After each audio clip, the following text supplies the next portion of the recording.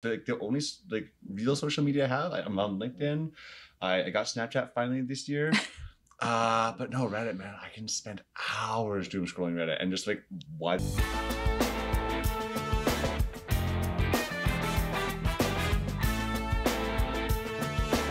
Hi, everybody. Welcome back to The Voice Podcast, a podcast by students for students. My name is Tiffany, and I'm your host today. And I'm joined by a very special guest. We have Bryan. Hi, Bryan.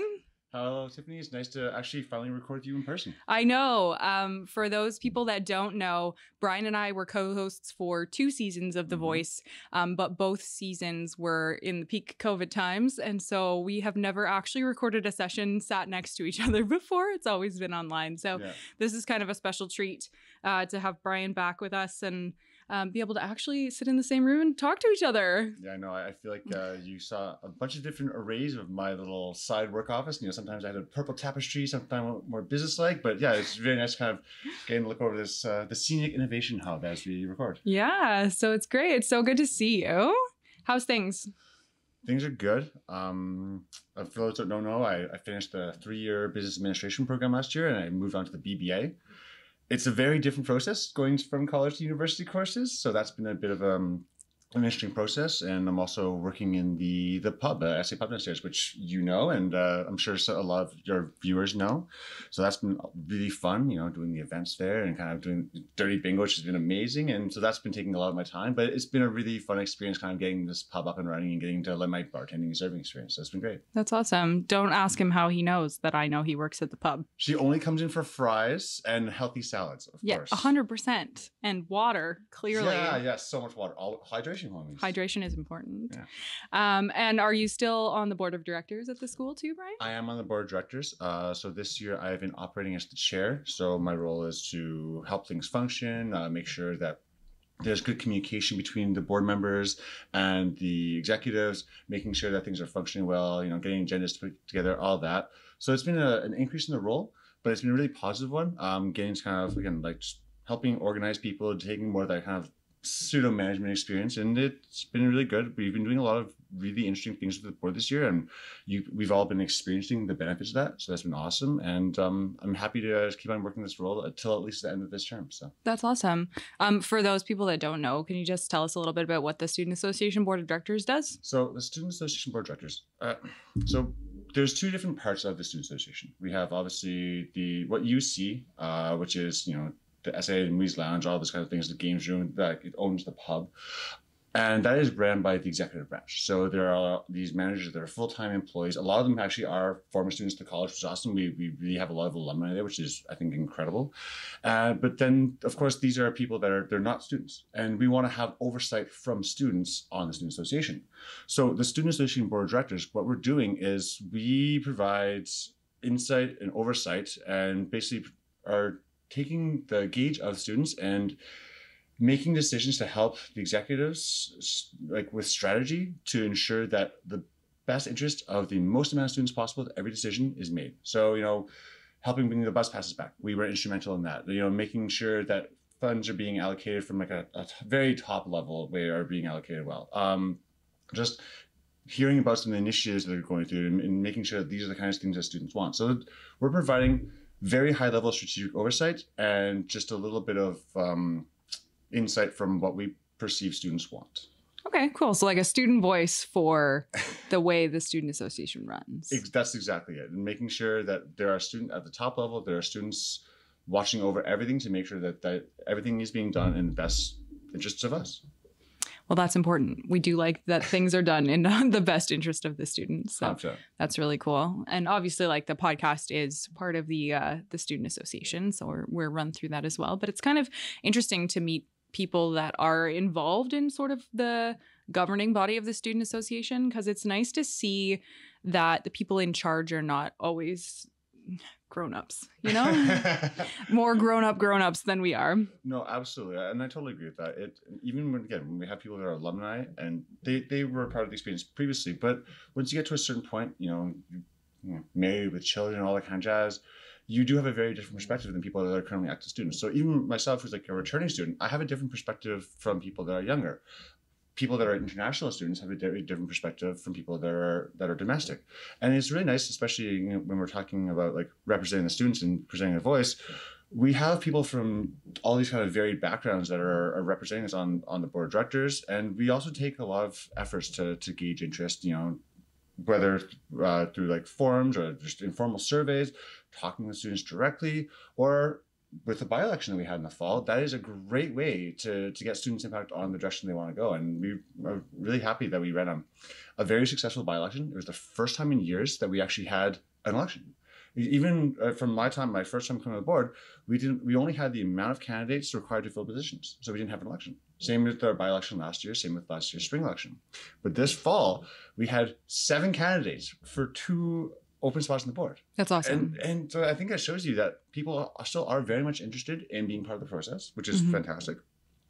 And that being back in person really kind of brings back the feeling of being a student. And I'm sure you feel the same way. Like, what was it like, after being 2 years online, getting to step back on campus? Like, did it feel so much different? Did you actually meet your classmates? Yeah, it was weird. You almost forget how to socialize with people because it's so different to do it behind a screen than it is to do it in person. And I think there was a lot of nerves when we all first sort of transitioned back into in-person learning as well. Yeah. But I really do think that it's the best way to have this college experience. And you're right, the best way to get involved. It's really hard to get involved in student government and in the way that your school runs when you're completely absent from the campus. So I am so glad that we get to be back. And I'm so happy to hear that people are interested in being part of the board of directors and, running for student government and that kind of thing, just because it really does matter. Yes. It matters to our experience to have a student voice speak for us. Absolutely. And I want to say that people being involved directly and indirectly is both important. There are a lot of ways that people can be involved. You don't have to be on a student board of directors. It can be, just being part of clubs. It can just be providing aid to a classmate in need, just reaching out, making study groups, like doing these little informal chats, like sharing best practices and tips. These are all ways that you can kind of be involved with the student experience. It doesn't have to be formal. It can be very informal. It can be one-offs. It can be a consistent thing. And I think these are all great ways that you can be a part of the student community and help lift other people up. I know, like, over the years, I've done a lot of the organizing for teams, putting together teams for different groups or informal ones, just to kind of, in my program, we have a little group chat of all of us that have been through this video program, so we have a little chat. So we were just talking about how we're going through this experience now in comparison to what we did before, which is like going through a 3-year college program to now the university one, going from very online to in person. And I think that's being part of those ground groups. I think it helps connect us even more, especially when, some people are still very much in the hybridized version, which I still am. I still have a couple classes online, and getting any advantage you can just to be involved and find ways you can kind of really feel like a student being on campus as much as you want to. And it's fine if you don't, but how about you? Were you using kind of like some study groups and things when we were online, or what were you doing to stay involved? Yeah, I mean, we set up a couple of different study groups. It is more difficult to do on Teams, but you kind of learn different modalities to help yourself that way. 100%. But yeah, it was like study groups, and I joined a couple of clubs. It's hard to join a club though when you're not on campus. So that's another really cool thing about being back is I think the clubs are really seeing an increase in membership and like positive sort of growth that way, which is really cool because clubs are so cool. Clubs are so fun. We have so many different ones here, like a variety of different interest groups, and some of them are like a little more formal, and then some of them are just for fun. Like I know there's a dance club. I know there's like the mature students club, and you see them all the time, and they're not necessarily always meeting as a club. It's just like they become like friends, having coffee. Exactly. I've never. That's one area I have not taken part in. I've been in a lot of other things. Peer tutored. Obviously, I was podcast host a couple of years, board directors. The clubs I never did because, like, sadly enough, my hobby, my favorite thing to do is like serving and bartending. It's like it's like my jam. I work at the mansion. I work down at the pub here. I worked all over. It's fun to me. So that is my playtime. Which is, again, you and I are a little bit overachievers, so that's a little bit sicko of me. But it is fun. It's a good vibe. That's okay. Tell me more about bartending at the pub at St.Larry's. Okay, so the last couple of years have been tough for the pub, obviously. We were closed for a lot of years, and there's only so much that could be done for operations. But this year, it's been amazing. Every week, it's busier and busier. every shift is busier and busier. We have an amazing crew. We have an amazing front of house, and it's been great seeing the cohesion. You know, some of the people there never worked front of house before. There's a couple of us that have, so we've been able to lend our experience. You know, it's great. I was able to help put together the cocktail menu, which is really cool. You know, I made a couple of little mocktails, which is really interesting. Had a lot of fun with that. Just kind of letting my experience tonight. Well, you guys will not see this, but on December 3rd, we have our last show of the season. We're having the Sons of Rick. They're a local SLC band, and it's been amazing getting to promote some local SLC bands and local area bands coming in. We've been having our jam nights on Wednesdays, which has been awesome. We have a couple of guys from the music program. So we have a couple of house bands, so people have been able to go up and kind of do like impromptu karaoke, which is, I think, a really cool experience. You know, we've been having some comedy shows, which last weekend was just packed. And actually, if anyone out there is interested in taking part in comedy, has ever wanted to do stand-up comedy, in the winter, we're going to be having a workshop on how to do stand-up comedy. Oh my gosh. And yeah, some of these comedians that were here last week, we're going to have them in, and they're going to be helping people kind of workshop bits. And then we're actually going to have a little contest where you can go and you can do a little stand-up bit, which... That's so fun. Right? I know. I don't think I'm that funny, but I'm still going to try this because I love being up on stage and I love having some fun with this. So I think that's something that's really cool. But overall, it's been awesome. I know as someone that enjoys an adult beverage or two, having somewhere to go, you know, like after classes is amazing. You just get to de-stress. You get to kind of, again, talk about, you know, connecting with people. After an exam, getting a chance to just sit down with some people that you haven't got a chance to talk with before, like on a personal level, and just, you know, have a drink or two and just like, you know, work it out together. It's a really great way to make connections. And you never know if it's just going to be just that one time, or maybe you'll meet them down the road and this is the start of something better. But again, to me, having those kind of meeting spaces where you can kind of just relax and not just be the students, not just be the person from this class, I think that's really important. So yeah, having this pub on campus, I know it's something that they hemmed and hawed for years. And there was, again, going back to the governance thing, there was a referendum years ago, and it was decided by the students that, you know, even if it wouldn't affect them, we would make a pub because the next students would want this. Yeah. And I think overall, it's been an amazing success. It's just, you get to see just all these people coming in, just, you know, place to play pool, place to chill. Yeah. The World Cup games have just been absolutely bonkers, you know. So Canada's out, sadly, at the time of this recording, but, you know, I'm repping Brazil because my nan's from Brazil, so it's still fun to take part in. And it's, you know, it's been great. And I'm going to love working here until the last day I'm on SLC campus. Yeah. I think the pub's a really great place to like decompress. You know, you walk around the school and there's always people studying and doing things around, and it's very much educationally focused, as it should be. But it is nice to just have somewhere to go to kind of escape for a few minutes, even if you're not leaving the campus. So I love the pub. The food's great. The vibe's great. Definitely passed vibe check. Yeah, very good food. The water's great, as we've established. The water is excellent. Yes. And I do love that they're starting to do events again. That's so exciting. Yeah. Like I remember during the first couple of seasons of the podcast, they did do the dirty bingo, but we were doing it over Zoom, and that is so different.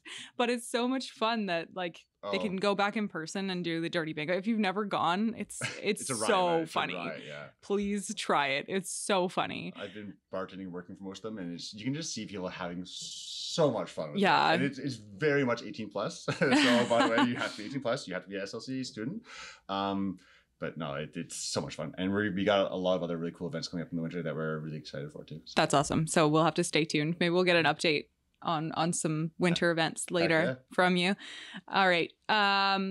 So tell me, you were talking a little bit about your program. You've moved into like the next step, I guess, of your educational journey. Tell me a little more about that. So I did a 3-year advanced college diploma, and St. Lawrence has reciprocal agreements with Laurentian University, and so there's the BBA, which is the Bachelor of Business Administration. There's also the BCSN, the Bachelor. We are no longer affiliated with Laurentian. Sure. Not our program. Oh, you know? No. Oh, interesting. It's standalone now. Oh, really? That's cool. The nursing program is standalone, which is kind of cool. When did that happen? Just this year. Or, sorry, my first year. So last year. Oh, it should be. Interesting. Okay, so there's the BBA, and I guess just the BBA. And what it is there's actually people like that had been going through all 4 years through Laurentian University courses on campus. But for myself, I did the 3-year program, and then I jumped over, and then I had to do 16 more credits, and I have an advanced diploma as well as a Bachelor's of Business Administration, which like it's really cool because it gives me the the college gave me amazing technical know-how, just from like the perspective of like, very nitty gritty, like really for an accounting, really going into the spreadsheets, and the teachers are showing you all the way through. And this is now a lot more of a theoretical. So it's more lecture style, of course, which is a very different style of learning. Honestly, I'm glad I went the college route because, I enjoy accounting. But for me, I was initially deciding between marketing and accounting. And I decided accounting because I figured it'd be harder to teach myself accounting. And I think it was very much the case because I definitely, I did well in school, but definitely a lot of the teachers are good at it too. Just because some of this stuff's tricky. So what it is I'm going to hopefully finish this off. And I'm on the track to become a CPA, or a certified professional accountant. That's awesome. That's the long path for now. Just grinding my way through the rest of the semester. Got another 11 courses after this, and we'll see what happens next. But it's exciting to see because it's getting this, this extra little piece of paper. And I think it opens up a lot more doors. It gives me a broader scope of knowledge rather than just the purely accounting focus, which, as someone who's very interested in entrepreneurship per se, I think having a little bit more marketing stuff, a little bit more HR stuff, I think it's going to be really set myself up for success no matter what I decide to do. Yeah. And I think you and I are very similar in that we love learning things. So you just can't stop at one, honestly. Like I'm just like that. I like to have a little bit of knowledge in a lot of different places because I feel like that knowledge supplements and really lends a hand to your main degree.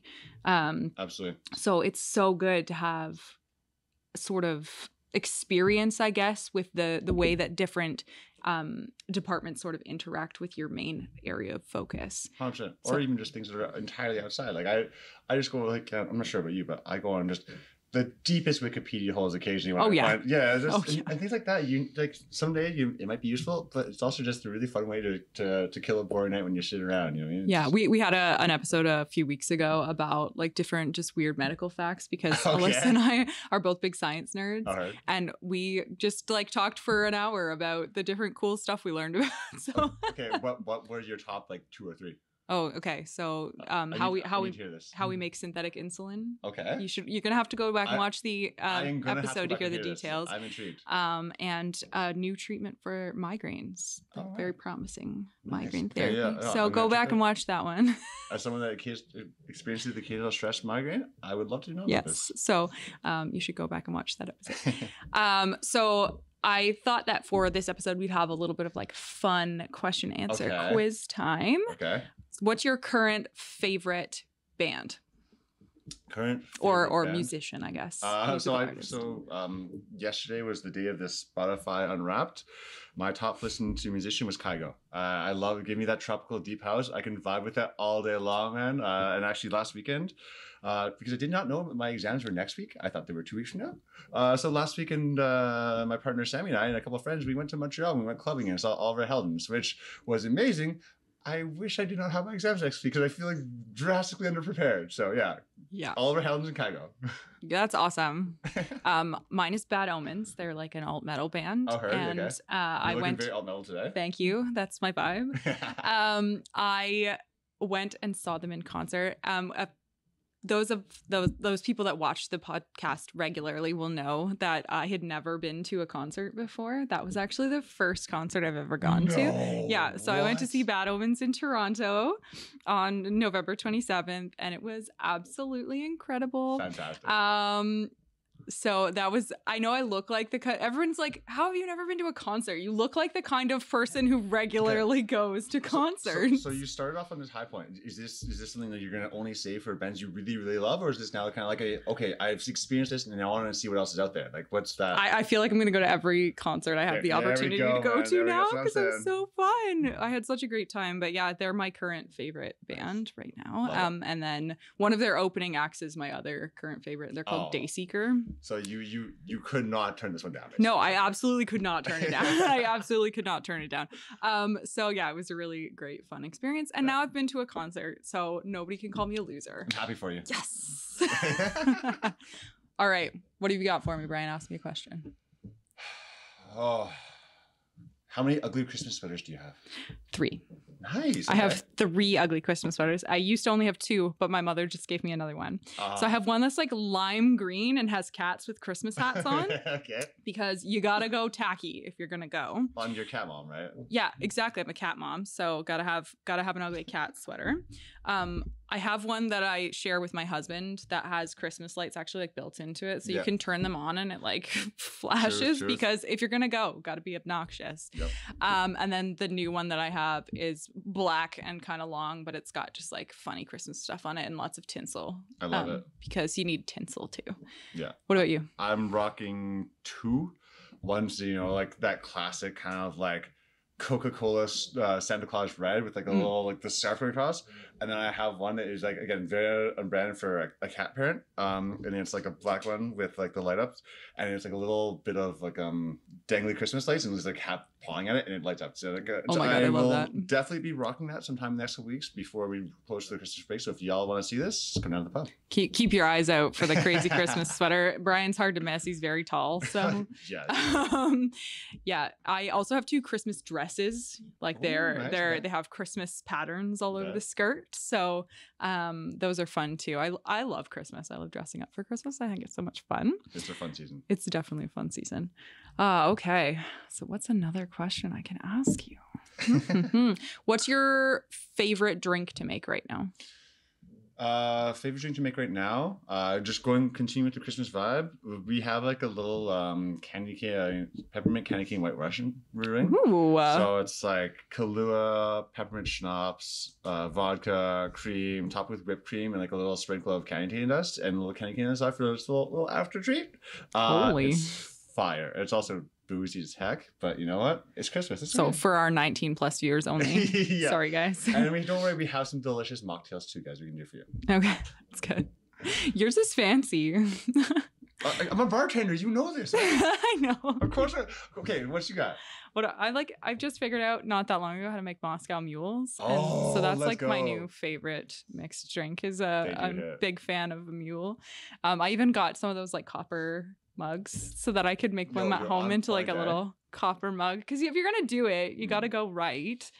Just saying. I want to know what the science behind that is, because I know everyone has them. I want to know why that just tastes so much better in there. It's an intriguing process to me. I don't know. I've heard something about like the acid in the lime juice reacts with the copper of the mug, but most of the mugs are not actually copper on the inside anymore. So I don't know, but it always does taste better. I don't know. I wonder if it's a bit of that placebo effect though going on. It might be. You know that it tastes better on the copper, so then you see it, and that's why it's like burnished on the outside to make it look like, oh, it's copper. Of course, it tastes good. Of course, it's gonna be great. Yeah, it'd be interesting to do like a little taste test of that, but it'd be hard because you can feel the difference of like glass versus copper. So you can never really do it. It's a bit of a mouthfeel too. Yeah, like having your lips on the edge of the metal glass, like the mule mug. Yeah. Okay, what do I got for you? All right, favorite terrible Christmas movie, and I'm not talking about. I don't want a good Christmas movie. I want what's a favorite bad. Oh gosh, I don't even know if I've seen any bad Christmas movies. Okay, there's some awful ones out there. I know, but I tend to stick to my classics. Like I have a very limited selection of Christmas movies, but I really religiously watch them every single year. Okay, so what's on the list then? How the Grinch Stole Christmas, both of them. So you got to watch the animated one, and you have to watch the one with Jim Carrey because that is hilarious. Okay, it's so funny. If you've never seen it, 100% recommend. I always watch Elf because that one just like fills me with childlike wonder. What else is on my usual Christmas list? Rudolph the Red-Nosed Reindeer, the like really old cartoon one, is on there, and so is Frosty the Snowman. Okay. I don't know about you. We had this like I'm kind of old, so we had a VHS pack of the like classic animated Christmas movies, and it was Frosty the Snowman, Rudolph the Red-Nosed Reindeer. Nice. There was 2 more. I can't remember what they are, but I always watch Frosty and Rudolph. Respect. We have the same because I'm also old. And my dad did a digital conversion of the VHS to DVD. That's amazing. So now I have it, and it's like complete with like the 1995 TV commercials because there's like recorded. Amazing. It's so much fun watching those old school commercials. There's a couple of those ones like I know the commercials off by heart, and it's like half the reason of the nostalgia of just like all these years of watching these movies. So those always just hit differently to me. Yeah. Okay, so 2 things. I've never seen Elf. What? I know, and I love Will Ferrell. What? But it's just always fallen through my net of movies I've seen. So I do need to watch that. It is definitely on my list. Yeah, you do. You 100% do. I've heard it's amazing. There are movies that just sometimes just fall through the net like that, or like artists or whatever. Yeah, that's one of those ones for me. Well, this year it's gonna happen. You're gonna watch Elf. It's got to.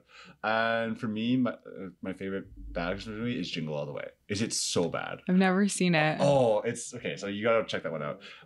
It's Arnold Schwarzenegger and Sinbad, and it's like this dad that's trying to get he's like one of those overworked 90 hours a week dads, blah blah, and just gotta get his kid this present for Christmas, and it's just one of those hilarity ensues movies. It's cheesy. It's ridiculous. It's so much fun. So it's bad in the worst or in the best possible way. I'm not talking like actually bad production or anything. It's that cheesy. It's goofy. You know exactly what's going to happen. It's that slapstick comedy. It's right. Bad, and you're just giggling the entire time about it. It's good vibes. Yeah. I also forgot Home Alone. Yes. I always watch Home Alone at Christmas. That was a classic from my childhood, Home Alone. So that one's always on the list. I do have an important question that may determine the status of our friendship. Okay. Oh no. Nightmare Before Christmas. Christmas movie or no? Oh, that was a tough one. Yes. Okay, we can be friends. Okay.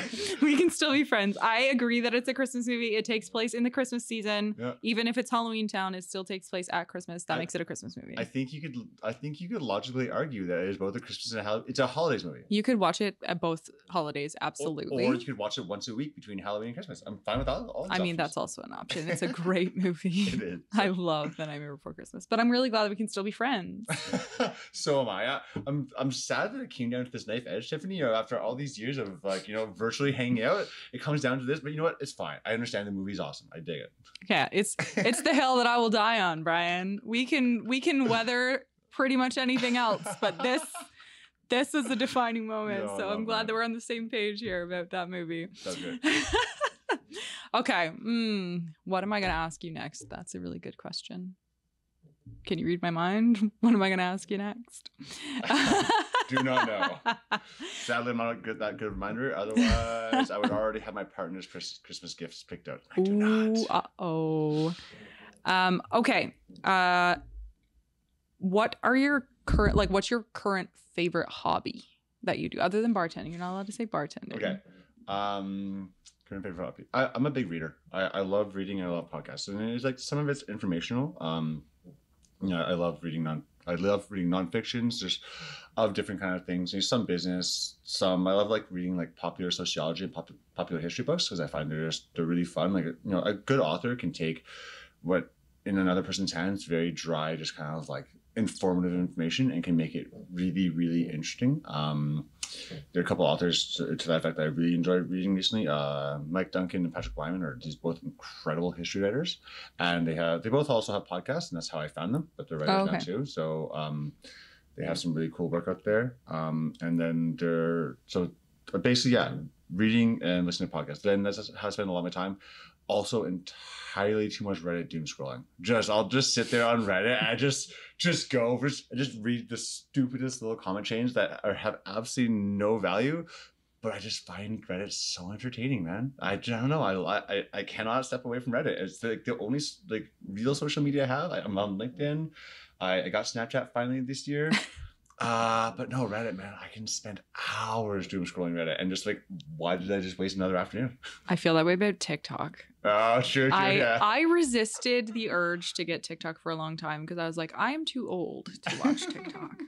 But now I have it. And there are days where I will I'm going to watch 5 minutes of TikTok and then 4 hours later, I'm finally whoa, what happened?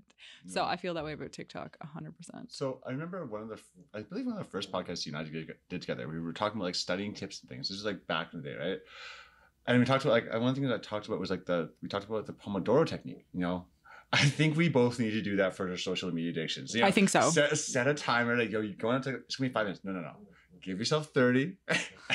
Once Set the a timer timer. goes off, step away. Put it down. No, but like I've actually with the podcast listening to, I obviously listen to a lot of business podcasts, right? Yeah. And one of them is by the creator of The Morning Brew, which is like a newsletter I subscribe to. It's really interesting to read. It's business information, but like written in a very comedic or riveting way. So it's very easily approachable, and I love it. But on his podcast, he talks about how he basically does, like, there are apps out there that you can kind of set limits on screen time for certain apps. So, for social media or wherever it is, and you can basically set a lock code that someone else has, or you can set a timer that'll just lock you out until like the next day.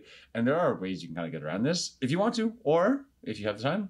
Doom scroll away, man. It's fun. Doom scroll. Sometimes you got to do what's right for your mental health. Honestly, like if you are really overwhelmed and you just need like a vacuum to lose yourself in, I dig it. I will never judge you for the way that you choose to care for yourself. For your mental health, I will not be a judge. 100%. So my current my current hobby, this happens to me pretty much every year right around Christmas. I get back into crocheting. Oh, actually? Like a little old granny. I'm actually quite good. I make like crocheted animals and stuff. And so it's always at this time of the year when I'm trying to think of gifts for my family that they all have everything.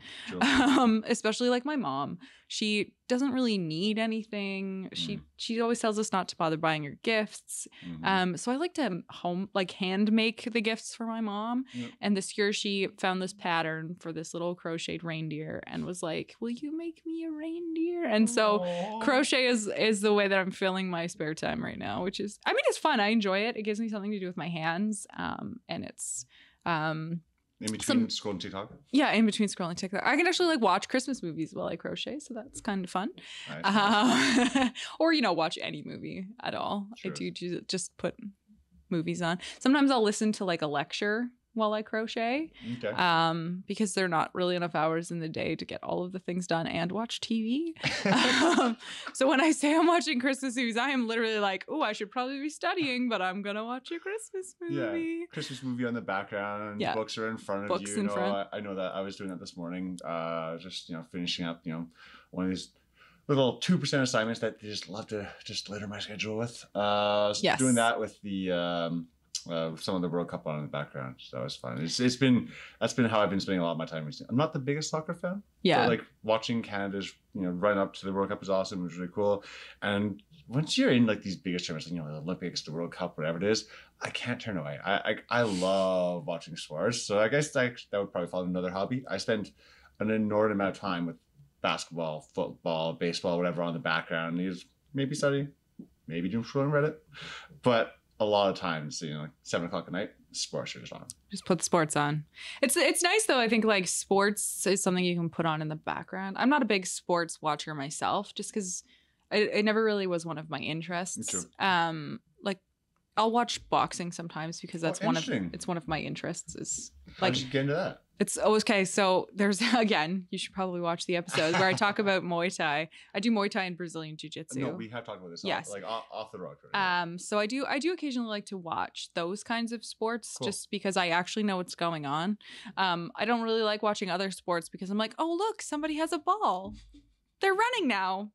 Wow, cool. I think something's happening. As my one friend always goes, yay, sports ball, because he's even less interested than you are, so it's just the biggest joke to him. So we just come up with like the stupidest little things. It's like he dunked the puck through the net. Yes. it's just like just stupid little nonsensical like strings of like different kinds of like sports terminology all together. Just meshing all the sports terminology together. Exactly, just to register how truly interested he is in it. But yeah. Yes, yeah, that's pretty much what happens to me. Like we'll see something going on. I'm like, oh look, sports ball. That's actually like a term I use all the time. Sports ball. Cool. A friend of mine was saying that she was going to watch some kind of sport with her husband. Her husband had like invited her to go watch a sport, and I was like, I see that you too occasionally watch sports ball. She had like lost her mind. It was great. It's funny. But yeah, I'm not much of a sports watcher, but I do understand putting on something in the background, and sports kind of is a good vibe for that because you don't have to pay too much attention to keep track of what's going on. Absolutely. They put the score on the screen. That's enough, right? Oh yeah, that's good. I see that team did a good thing, and that team is probably feeling worse about themselves right now. Poor that team. Yeah. Oh, so sorry. Okay, so question for you. All right. Let's call this one the last question. The final question. Final question. Make it a good one. What's the favorite vacation you've ever took? Oh, my favorite vacation. I've taken quite a few, so that's a really tough question. You can always just do like a top 3, Top 3. Okay, so the first time that I went to Mexico, I went to Los Cabos, which is on the west coast of Mexico. Okay.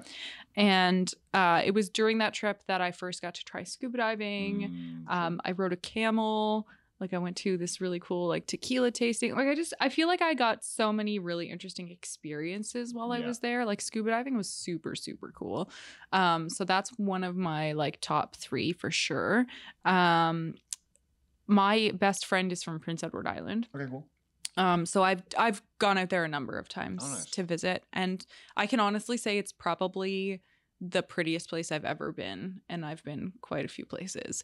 But you come across the Confederation Bridge. It's this big long bridge, it's like 10K. And as you kind of crest over the middle and you can see the island, you got this like the greenest grass you've ever seen, blue water, and then all of the sand is red. Yeah. PEI is known for having red dirt.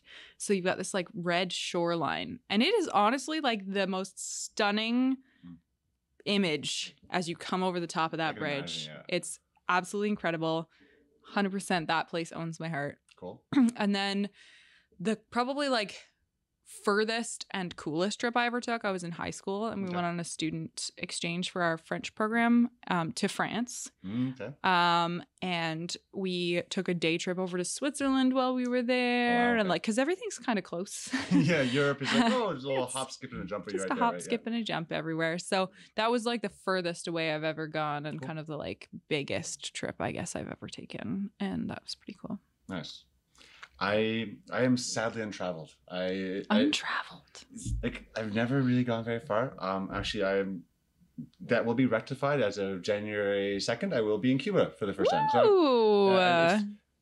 So my family grew up in the cottage, and it's like I used to live in Toronto until I was like 13. And the cottage has been in my family's generation, in my family for since before my parents. So I've been going up there since I was like 3 weeks old, like a month old, something like that. And so that was always the summers, and then the winters was kind of like my dad's a teacher, so that you never really had time, and then that kind of rhythm got into me. College, like summer was for short trips around here, colleges, do the occasional like weekend trips and things like that. So January 2nd, you're going to Cuba, which is I'm really excited for finally doing that because it's something I've always wanted to do, but I just hadn't done it yet. Yeah. So I figured, take this first one. That kind of sets the first time, and then my goal is this summer. Actually, I'm hoping to go out east for a couple weeks because I've only heard amazing things, and so I'm hoping to take 2 weeks and go do the drive out there and take 3. Take 3. Okay. You're gonna need it. We'll see. See how much time I can get off work. Yeah, I suppose. That's the issue, yeah. I suppose. I do. I love the entire East Coast. Like I haven't been to Newfoundland and Labrador, but like I've been to New Brunswick, been to Nova Scotia, been to Prince Edward Island. Prince Edward Island is hands down the prettiest of them, but they're all stunning for different reasons. And everybody out there is so nice. Yeah. They are absolutely the nicest people. So yes, 100%. Do that over the summer. I recommend that. But that's exciting about Cuba. That's a really cool first trip. Yeah. I think that'll be a really cool first vacation. And I heard the best way to do it is like you don't go high level the first time, just because that way you kind of set the expectations. Like just like a 3.5, 4 star. It's like all right, so go there. Definitely not cheap because of going right after New Year's, but I had to do it. Working hard enough this semester. I'm like, all right, I think we can pull this off. So yeah, that's awesome. Are you staying like on a resort? Oh yeah. No, it's, again, like first time I'm gonna do that way. Probably the first couple times. I'm hoping to make it like a yearly thing. Like every summer, do at least a couple weeks somewhere, and then every winter try to take a week. Yeah, I'm a big fan of traveling because I like experiences. Like I like to spend my money giving myself memories and like doing things that are new and exciting. And I totally understand that that's not for everybody, but I love traveling for that reason, because I love new experiences and I love trying new things. Like I've tried so many cool things through traveling that I never would have done like otherwise. So that makes a lot of sense. So if you get a chance to like do any excursions or anything while you're there, or like anything fun, you should. Like I did ziplining once while I was in Mexico. Okay. How'd that go? That was amazing. Yeah. Then like the scuba diving, like if you get a chance to just experience something fun or like see the culture in a special way, do it. Yeah, that's definitely part of the plan. There will definitely be a fair bit of taking advantage of the open bar. Those all you can drink. But no, the plan is to definitely do some excursions. I've been checking out a couple of them in the area. I've always been interested in scuba diving, so that's definitely on the list. Hoping to do like one of the little day sails and snorkels, something to that effect.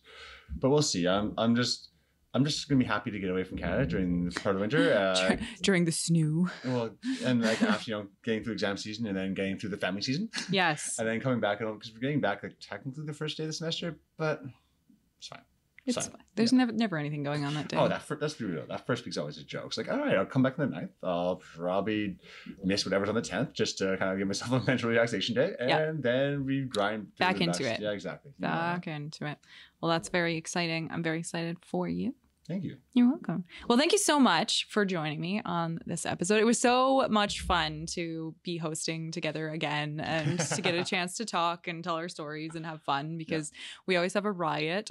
You guys can look back through the archives of the Voice podcast and see Bryan and I bloom into the flowers that we are throughout the seasons of the podcast. And this has been a really cool first in-person podcast together. Definitely digging it. It's been fun. I hope I can come back at some point. I'd love to. You absolutely are welcome back anytime. Cool. Thank you so much again, Bryan. And thank you everybody for watching. And make sure that you check us out. We are on all of the streaming platforms, and you can also check out our Instagram page at SA Voice. So yeah, thanks so much. See everybody next time. Bye.